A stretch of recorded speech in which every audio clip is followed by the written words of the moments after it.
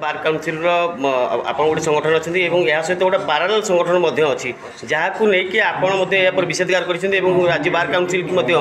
ये घटना पर दृढ़ कार्यानुष्ठान नापी आवेदन कर तार कारण हूँ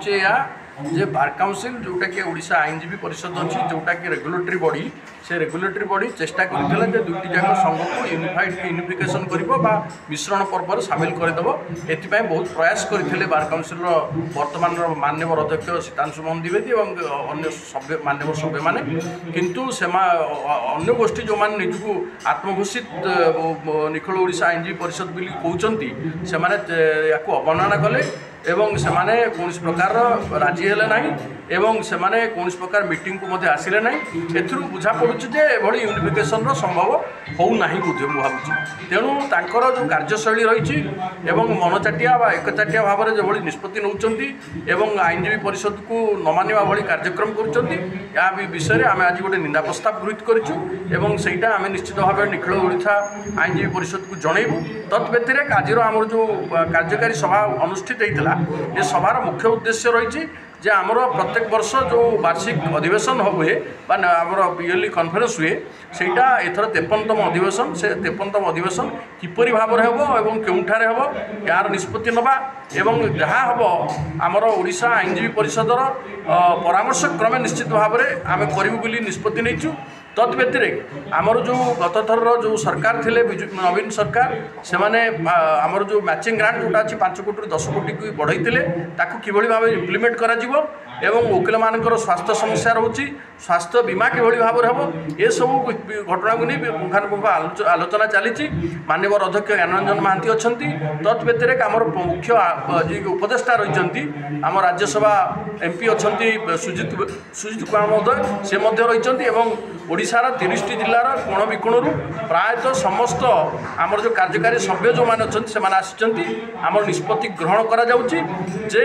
कॉन्फ्रेंस कोटी हम एवं किभली भाव में वकिल मानकर समस्या को नहीं आम सरकार भाव उपस्थापित करूँ एवं आमर न्याय दाबी हासिल करूँ। पाणिग्राही निखिल ओडिशा आईनजीवी संघर साधारण संपादक एवं मो सहित अन्य माने भी समस्त अच्छा संघ सर कौन आज कार्यकारिणी बैठक कौन निष्पत्ति है आज आगामी 53तम अधिवेशन पाई आज कार्यकारी कमिटीर सभा डका जाइतिला जो सभारे 30टी जाक जिलार समस्त कर्मकर्ता निखिल ओडिशा आईनजीवी परिषद उपस्थित थे ता सहित राज्यस्तरीय निखिल ओडिशा आईनजीवी संघर भी समस्त कर्मकर्ता उपस्थित थे आमर वरिष्ठ उपदेष्टा एमपी राज्यसभा ऑनरेबल सुजित कुमार भी आज उपस्थित अच्छा एवं अन्य माने समस्त सदस्य चेयरमैन श्रीयुक्त ज्ञानरंजन महांती सहित समस्त कर्मकर्ता उपस्थित अच्छा आज कार्यकारी सभारे आमर निष्पत्ति है जे जो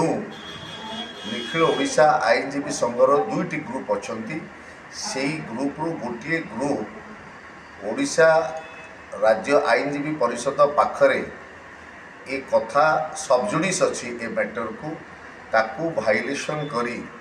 अन्य गोटे निखिल ओडिशा आईनजीवी संघ सेल्फ स्टाइल कही जो पेंडिंग जो सबजुडिस अच्छी ओडिशा स्टेट बार काउंसिल रे ताकू खिलाफ कर आमे दृढ़ हस्तरे आज कार्यकारी सभा ताकू निंदा करुचु जे समस्त यूनिफिकेशन पाई एकत्रीकरण पाई जो राज्य बार काउंसिल ऑनरेबल चेयरमैन एवं यही कमिटीर ऑनरेबल चेयरमैन श्रीयुक्त सौरचंद्र महापात्र एवं यार वाइस चेयरमैन श्रीयुक्त देवी प्रसाद धड़ ये कार्यक्रम को हाथ को नहीं बार काउंसिल बिहाफ रे ताकू अन्य गोटे ग्रुप अवमानना करकत्रीकरण तेणुक आम निंदा करने सहित राज्य बार काउंसिल को आज कार्यकारी सभा आम आवेदन करूँ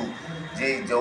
भाइलेसन करिसंती ताकू दृढ़ हस्तर कार्यानुष्ठान ग्रहण करूँ एवं आमे 53तम अधिवेशन जो हम आगामी डिसेम्बर 29 और डिसेम्बर 30 2024 कौ जगार हम एवं विभिन्न जगार प्रस्ताव आम पाखक मालकानगिरी जिलार प्रस्ताव अनुगुल जिला बार एसोसिएशन प्रस्ताव ता सहित बरगढ़ जिलार प्रस्ताव यही सभापति मान बार एसोसिएशन आज उपस्थित भी अच्छा आमको फंक्शन आगामी अधिवेशन करने एम पाखु आम पाखक निमंत्रण आसम आज सभारे आमे ओडिशा राज्य बार काउंसिल को निवेदन करूँ कहूँ जे आपण अनुमति दे जो जगार अधिवेशन करेंगे जहाँ करेंगे आपणकर निष्पत्ति की आमे ताकू आग्रह सहित ग्रहण करूँ।